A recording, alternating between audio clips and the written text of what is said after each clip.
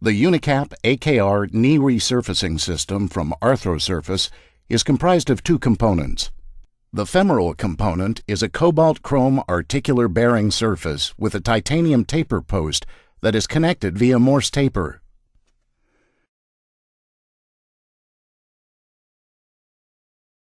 The cemented tibial component is an ultra-high molecular weight polyethylene with interdigitations on the bottom for cement fixation.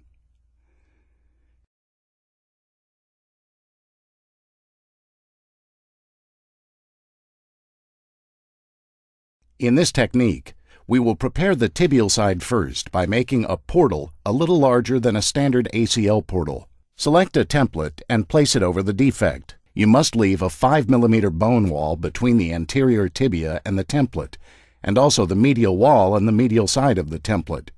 There is a selection of tibial templates with different curvatures in the anterior-posterior and medial to lateral planes, which you place over the defect and choosing the one that gives you the best recreation of the tibial plateau curvatures in both planes. Attach the template to the tibial drill guide and reinsert, creating a stab incision on the distal tibia for insertion of the bullet.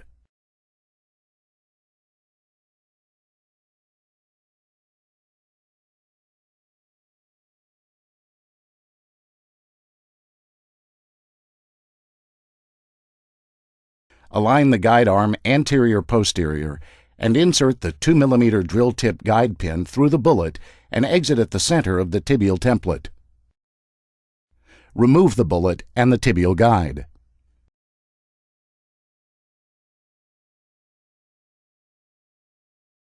Advance the tibial pilot drill over the guide wire and through the tibial plateau. Be sure to avoid reaming into the femoral condyle and remove the hardware.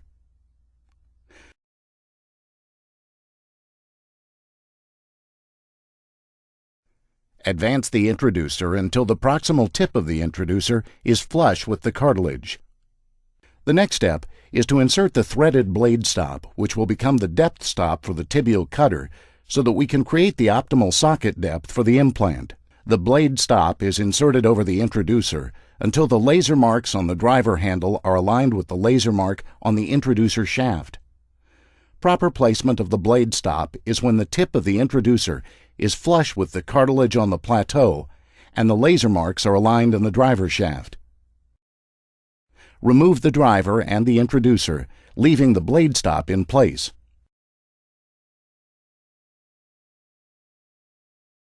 The tibial cutter shaft is then inserted through the blade stop and the tibial cutter blade is inserted into the blade holder.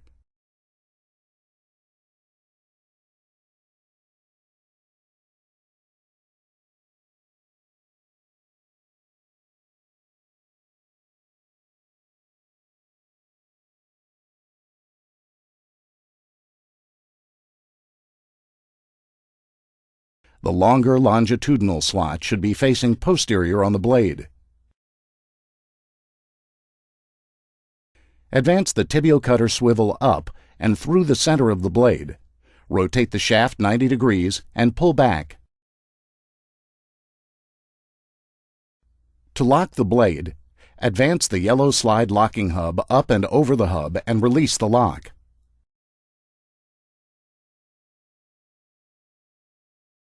Remove the tibial blade holder.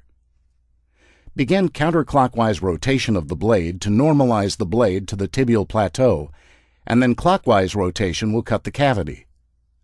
Continue until the blade is stopped by the proximal end of the blade stop.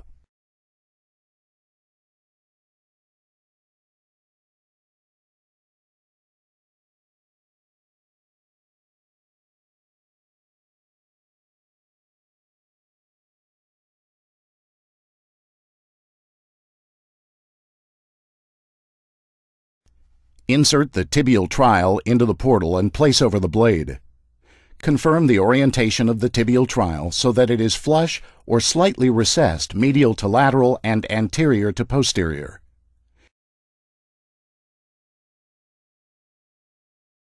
If the trial is proud, leave the trial in place and using the wrench, attach it to the blade stop and a 90-degree rotation will lower the blade stop by 1 millimeter.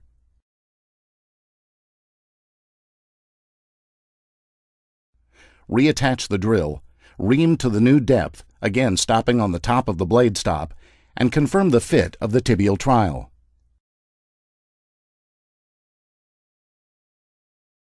When satisfied, remove the trial. Remove the blade and tibial cutter shaft.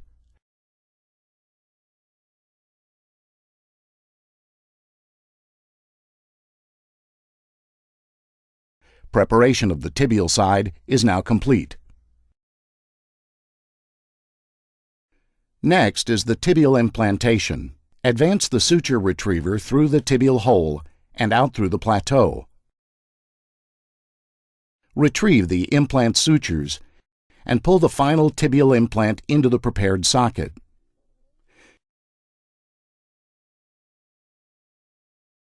Using a slot driver, you can control the orientation from the underside of the tibial implant. Keeping traction on the sutures, we assemble the arthrosurface cement ejector, which is done by putting low-viscosity cement through the funnel and into the syringe.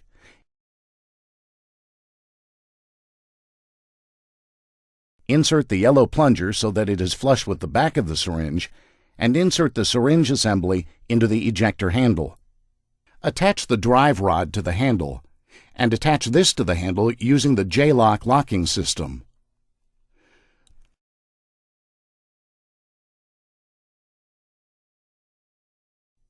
The sutures are pulled through the glue shield, and the glue shield is inserted into the distal tibial drill hole.